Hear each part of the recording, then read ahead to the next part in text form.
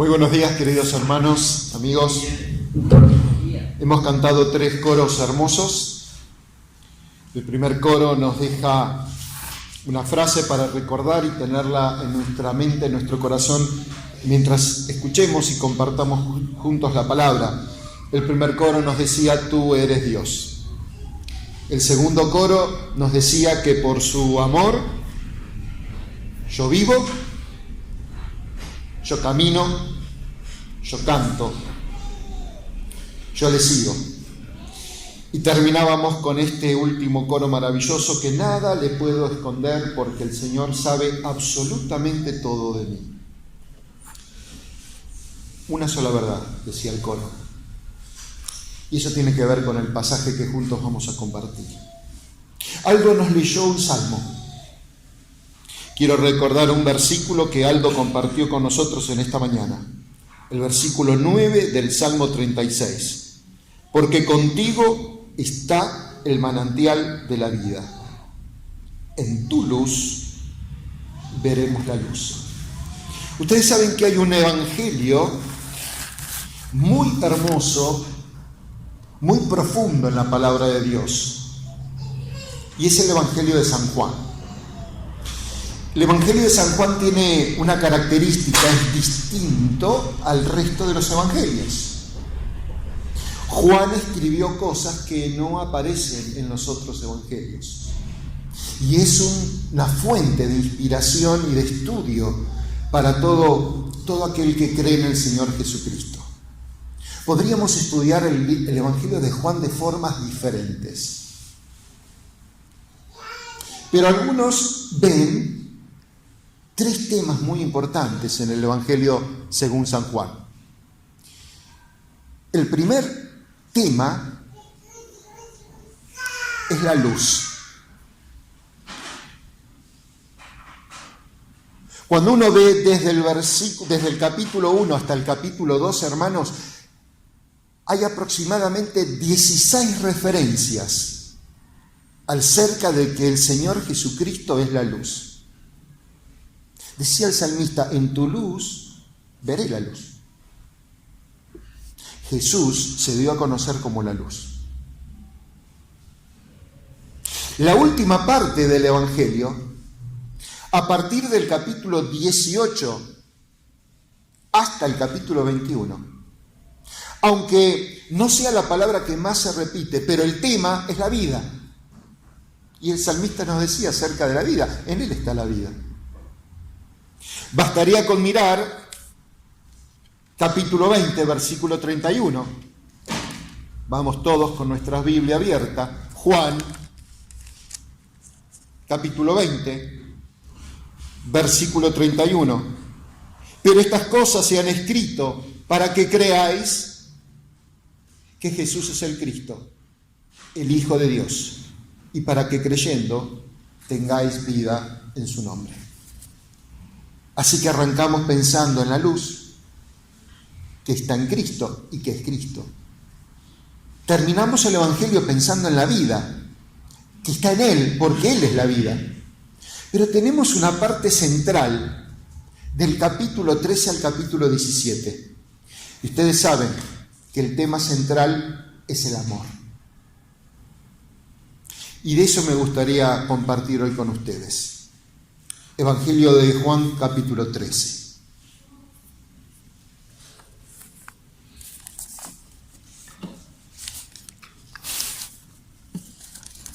Evangelio según San Juan,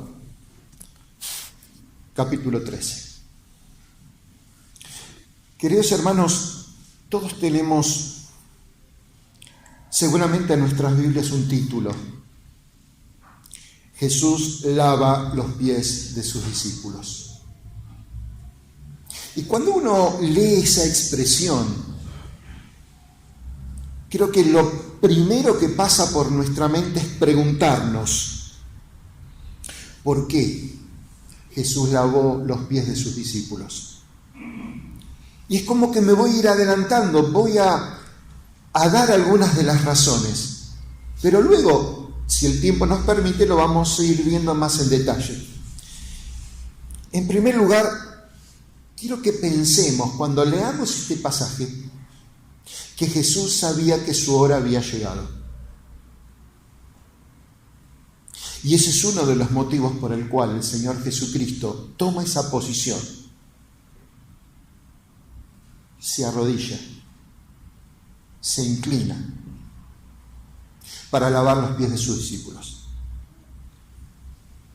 Sabía que su hora había llegado para dejar este mundo. Entendamos el mundo como el cosmos, como este conjunto de organizaciones que están hoy siendo gobernadas por el enemigo. El Señor se iba a ir de este mundo. En segundo lugar, quiero que pensemos cuando leamos el capítulo que el Señor lavó los pies de sus discípulos porque los amó a los suyos. Y tengamos la palabra amor, porque es el centro de este pensamiento.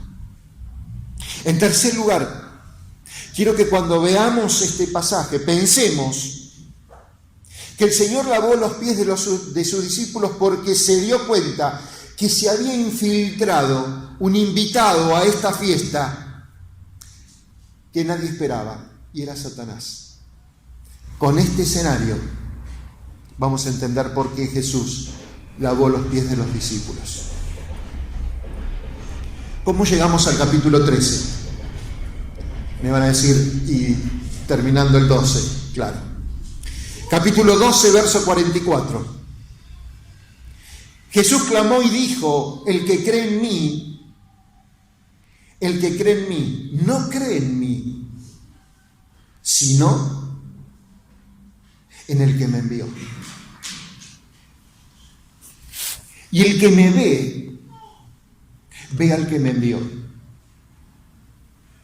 Yo, la luz, he venido al mundo para que todo aquel que cree en mí no permanezca en tinieblas. Al que oye mis palabras y no las guarda, yo no le juzgo, porque no he venido a juzgar al mundo, sino a salvar al mundo. El que me rechaza y no recibe mis palabras, tiene quien le juzgue. La palabra que he hablado, ella le juzgará en el día postrero. Porque yo no he hablado por mi propia cuenta. El Padre que me envió, Él me dio mandamiento de lo que he de decir y de lo que he de hablar. Y sé que su mandamiento es vida eterna. Así pues, lo que yo hablo, lo hablo como el Padre lo ha dicho. Parece una introducción extensa, pero hermanos, tenemos que entender. Jesús termina acá su ministerio público. Jesús estuvo durante años hablando a las multitudes, hablándole al pueblo, hablando a los religiosos, a los fariseos, a los escribas, hablándole al poder político, a los romanos que estaban ocupando Jerusalén. Jesús se tomó años de su vida para darse a conocer como la luz. Y estaba a punto de terminar este mensaje. Pensemos que lo que vamos a ver en el capítulo 3, hermanos, es un enorme privilegio. Porque fue una lección para los suyos. Fue una lección para los íntimos. Desde el capítulo 13 hasta el capítulo 17, todo eso, hermanos, es el anticipo de la cruz. El Señor estaba a punto de vivir un momento con los más cercanos, y una hora después iba a ser tomado, iba a ser encarcelado, iba a ser enjuiciado y lo iban a llevar a una cruz. Qué momentos intensos el Señor quería pasar con los suyos. Pero el mensaje para la multitud terminaba acá. El que cree en mí. ¿Por qué la importancia de creer? Porque Él es la luz. El 45, el que me ve. El que cree en mí cree en el Padre. El que me ve a mí está viendo al Padre. Dice en el 47, el que me oye, el que oye mis palabras, no está oyendo las mías, está oyendo las palabras del Padre. Qué manera de terminar su ministerio público, dando a entender, queridos hermanos, que creer es importante para no estar en tinieblas. Que creer es importante para no ser un ciego espiritual. Y Jesucristo viene de hacer milagros y de devolver la vista a los ciegos. Por lo tanto, era importante comprender la importancia de la ceguera y de lo que Él podía hacer en contra de la ceguera espiritual. Yo no he venido a juzgar. ¿Qué mensaje para decir en esta mañana? Jesús vino para salvar. Pero cuidado, el que no cree, el que no oye, el que no permanece en sus palabras, como dice el versículo, dice el Señor Jesús, ya tiene quien le juzgue. Quien hoy vino como Salvador va a volver con autoridad. Y no es el Señor el que va a juzgar. Es la palabra que Él ya dio lo que va a juzgar. Dice Apocalipsis 19 la expresión de que de su boca va a salir una espada y con esa espada juzgará. Con esa espada regirá. ¿Qué es esa espada? Es su palabra, es su autoridad, es su poder. Nada que no esté en su palabra es lo que va a regir el destino de la eternidad del hombre. Pero hoy, hermanos, tenemos el privilegio de ser de los suyos, si hemos creído, si hemos obedecido, si le hemos escuchado, si permanecemos en Él. Y si hay alguien en medio nuestro que no tiene a Cristo, esta es la oportunidad, este es el momento para hacer todo esto que el Señor pidió durante su ministerio público y que le rechazaron. Lo siguieron por interés, lo siguieron por los milagros, lo siguieron por la abundancia del pan, de los peces, pero pocos lo siguieron por su mensaje. Dice el 49, porque yo no he hablado por mi propia cuenta. El Padre que me envió, Él me dio mandamiento de lo que he de decir y de lo que he de hablar. Interesante expresión. Pregunto, ¿qué diferencia hay entre hablar y decir?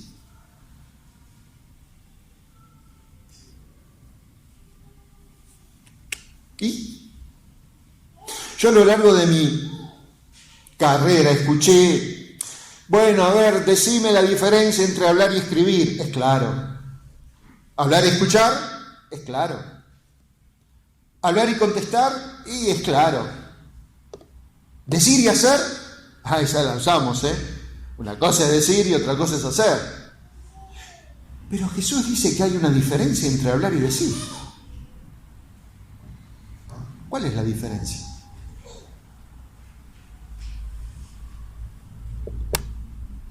Si yo les dijera, Hoy por la mañana muy temprano el presidente de la Nación dio un discurso de 2 horas. Habló durante 2 horas. ¿Qué me preguntarían ustedes si no lo escucharon? ¿Qué dijo? O sea que esa palabra tiene sentido. Que ustedes me pregunten qué dijo, siempre y cuando haya una diferencia entre hablar y decir. De lo contrario no tendría sentido preguntar de esa manera. En el teatro, tal vez mucho más que en las iglesias, se entiende más claramente el arte de hablar y el arte de decir. Y lo estudian de esa manera. Hablar es actuar. Hablar tiene un alcance antropológico, tiene que ver con la facultad, la capacidad de poder expresarse hablando. Cuando uno piensa en hablar, está pensando en algo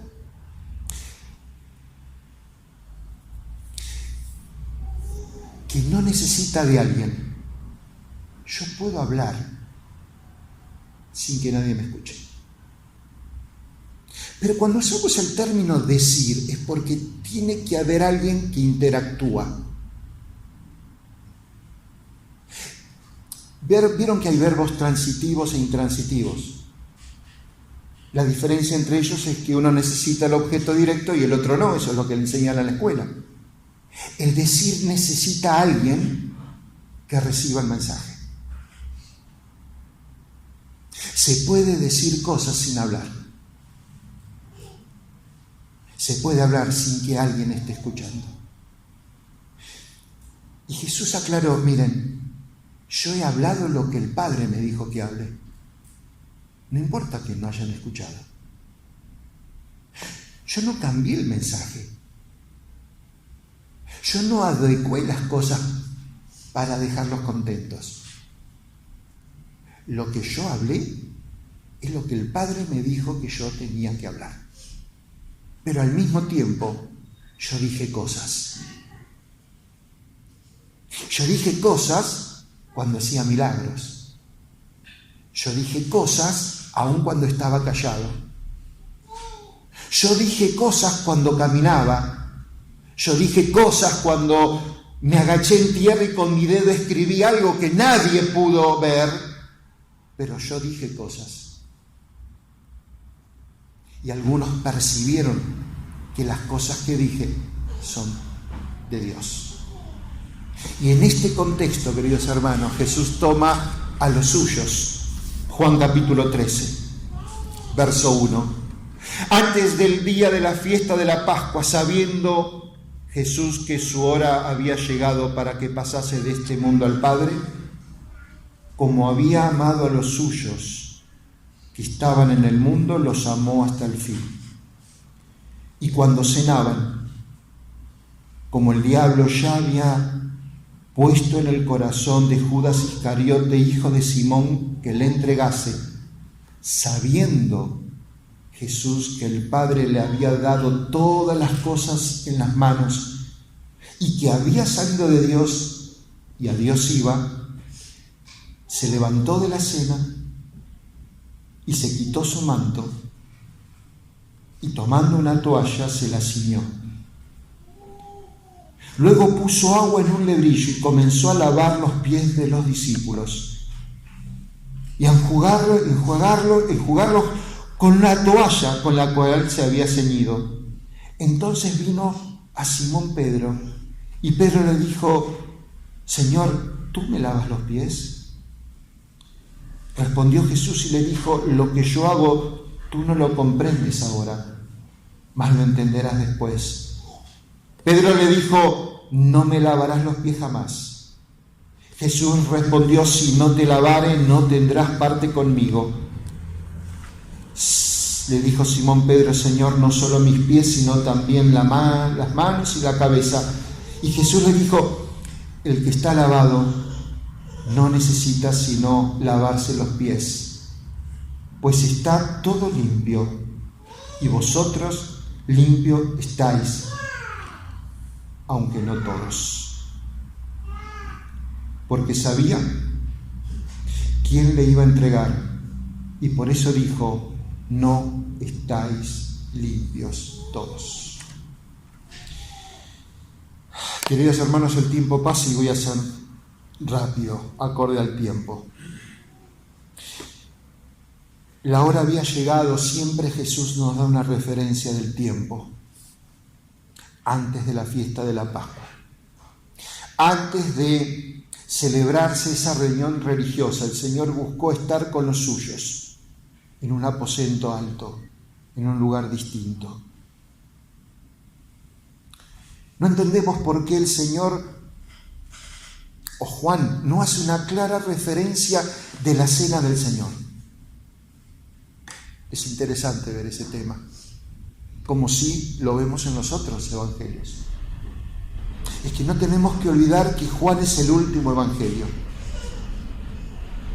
Y Juan, cuando escribió, ya seguramente en ese momento ya andaban circulando el escrito de los otros evangelistas.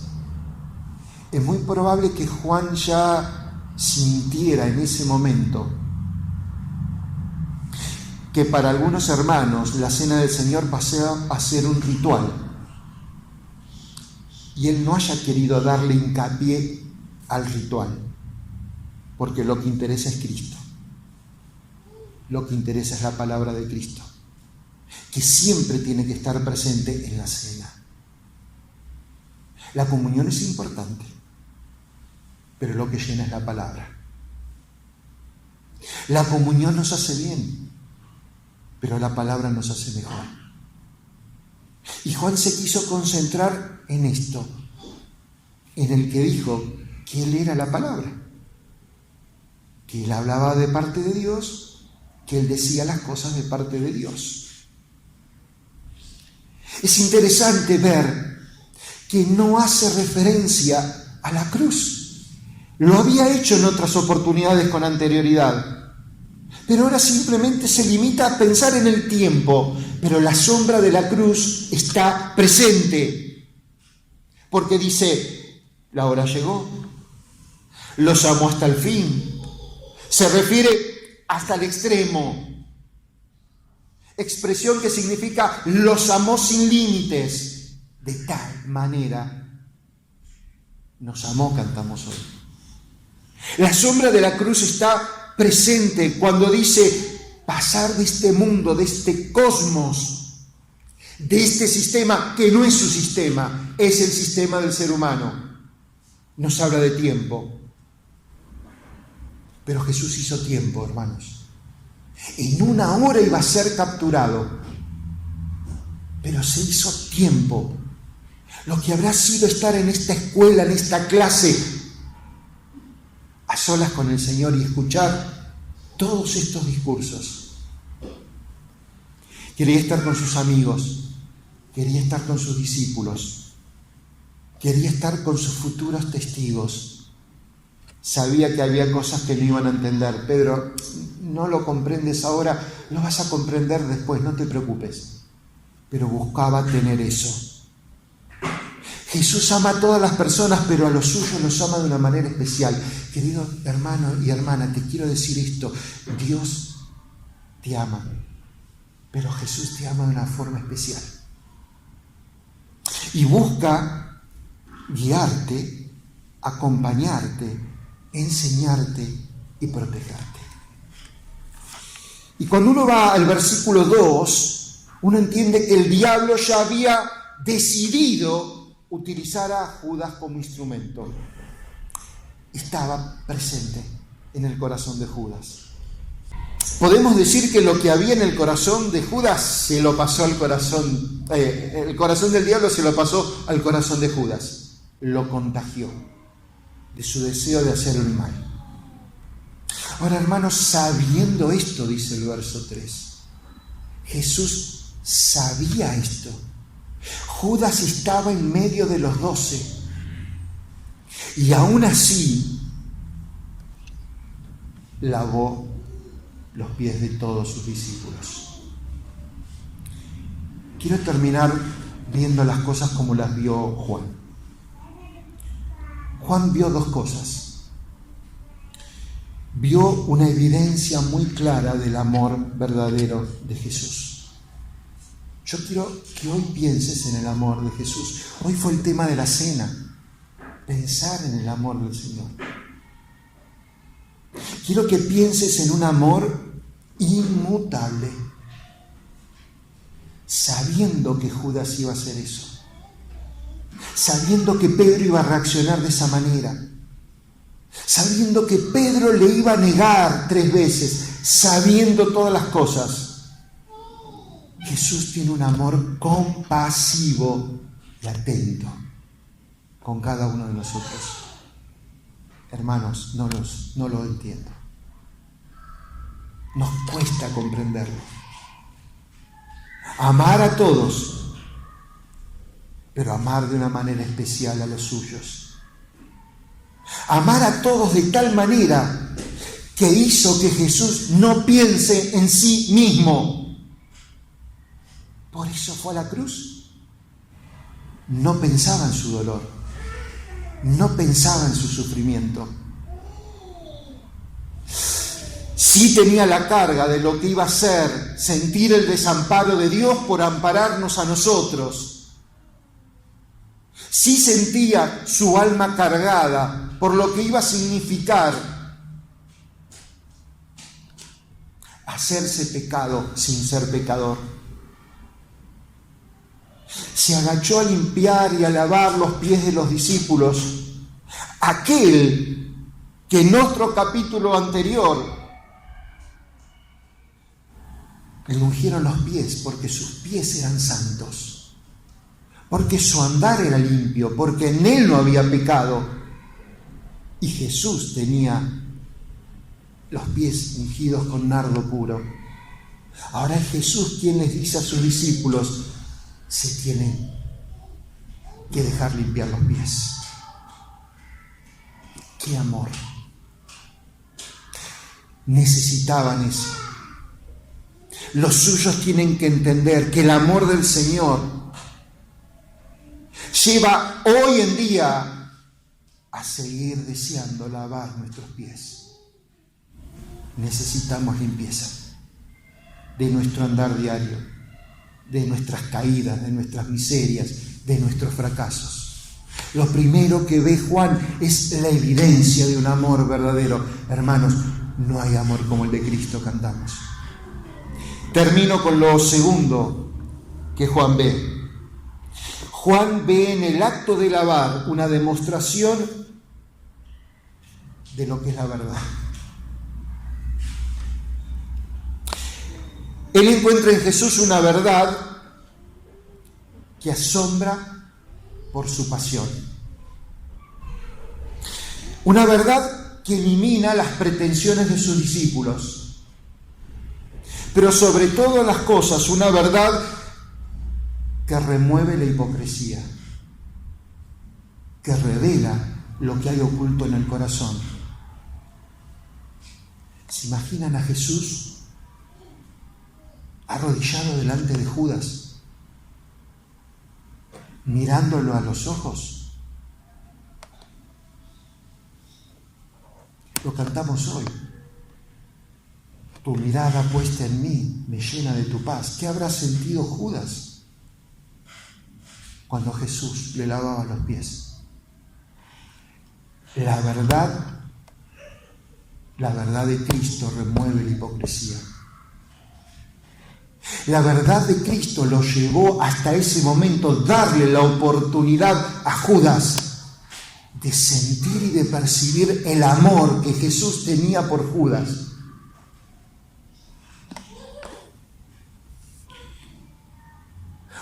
Juan ve la manifestación de la honestidad de Jesús. Jesús no tapa las cosas, las revela, las pone en evidencia, pero luego las perdona, las limpia, nos restaura y nos cura. Esto es lo que hoy quería compartir con ustedes, queridos hermanos y amigos. Demos la oportunidad, como Jesús le dio la oportunidad al corazón del traidor, que no pretendió conquistarlo por la fuerza, sino conquistarlo por el amor. Ahí postrado le lavó sus pies, mostrando autoridad, mostrando su identidad. Él es Dios. Yo soy Dios, pero vine a servir. Y lo que no entienden lo van a entender después. Pero Pedro, si no te dejas lavar, no vas a tener parte conmigo. Eso me lo dice a mí.